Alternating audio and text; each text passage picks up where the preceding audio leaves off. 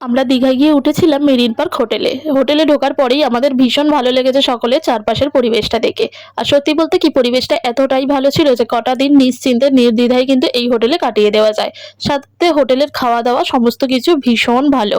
আর ওদের স্টাফদের ব্যবহারও খুবই ভালো। যাই হোক চলো এখন রাতের বেলা মানে যেদিন আমরা বাড়ি চলে আসবো ঠিক তার আগের দিন রাতের বেলা বিশ্বজিৎ, দীপ আমরা সবাই মিলে ওদের যে গার্ডেনটা আছে সেই এরিয়াতেই ঘোরাঘুরি করছিলাম, সাথে সুইমিং পুল এরিয়াতেও। এই সুইমিং পুল এরিয়াটা দেখো দিনের বেলা মানে সকাল থেকে দুপুর পর্যন্ত কত মানুষের হইচই গান বাজনা হতে থাকে, অথচ রাতের বেলা কত সুন্দর শান্ত স্নিগ্ধভাবে একা একা রয়েছে। এটাই তো প্রতিটা মানুষের জীবনে চলে, তাই না বলো? আমরা দিনের বেলা কত পরিশ্রম করি, অথচ রাত পড়তেই আমরা কত শান্ত নিশ্চুপ হয়ে যাই। যাই হোক, তারপর আমি এখন গুগুল সোনাকে ঘুম পাড়াচ্ছি, কারণ গুগুল সোনাও আমাদের সাথে সাথে তাল মিলিয়ে ঘুরু করছে। তাই ওরও কিন্তু একটা পর্যাপ্ত ঘুমের দরকার। এই হোটেলের ছাদে ওঠার আমার ভীষণ ইচ্ছা ছিল, যেটা দীপ উঠেছে ভোরবেলা গিয়ে, কিন্তু আমি আর সেই সুযোগটা পাইনি।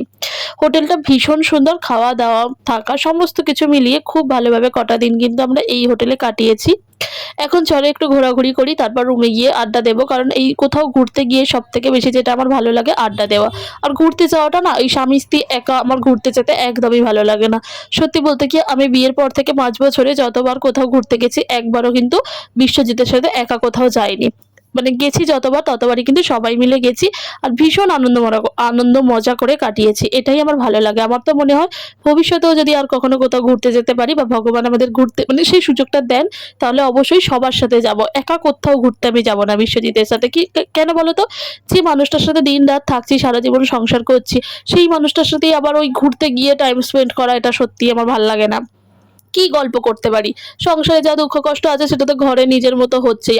আর একটা সময়ের পরে না সংসারের দুঃখ কষ্টগুলো নিজের শরীরে সয়ে যায়। যখন আর নিজের স্বামীর উপরও কোনো অভিযোগ থাকে না বা কাউকে কিছু বলতে ইচ্ছা করে না। মনে হয় সংসার মানেই তো এটা চলছে চলবে।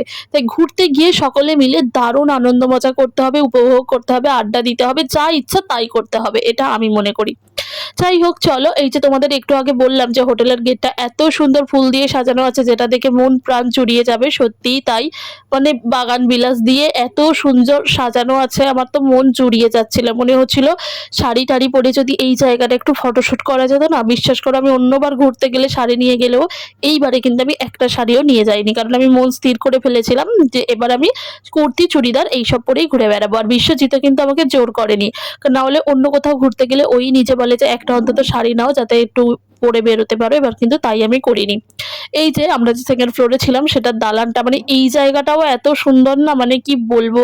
এই সমস্ত কিছুর জন্য কিন্তু ধন্যবাদ দেওয়া উচিত বিশ্বজিৎকে, কারণ ওই ভিডিওগুলো করে রেখেছিল বলে আমি তোমাদের সাথে শেয়ার করতে পারছি।